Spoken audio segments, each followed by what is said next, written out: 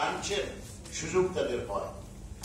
এবং আমরা প্রথম থেকেই একটা জিনিস চেষ্টা করে যাই যেন ওদেরকে ভ্যারাইটি খাবার দেওয়া হয় এবং ভ্যারাইটি রিজনাল খাবার দেওয়া হয়। প্রতিদিনই ব্রেকফাস্ট মেনু চেঞ্জ হয়, ডিনার মেনু চেঞ্জ হয়। আর আমরা যারা বয়স্ক আছি তারা কিন্তু এই সব স্পেশালিটি চিটাগংয়ের মেজবান অথবা সিলেটের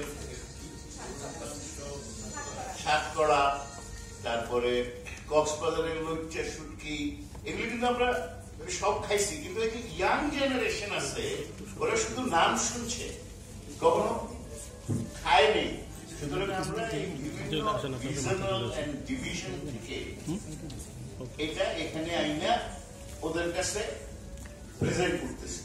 অবভিয়াসলি এটা প্রেজেন্ট করা মানে হলো is promoting tourism, fellowship, changes of test.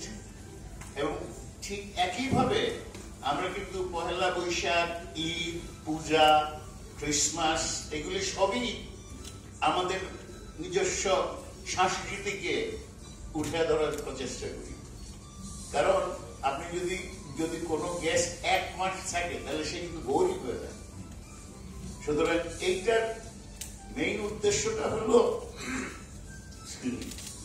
that we create a variety and awareness plus give the traditional food to our customer. এটাই হলো মেইন উদ্দেশ্য। Thank you.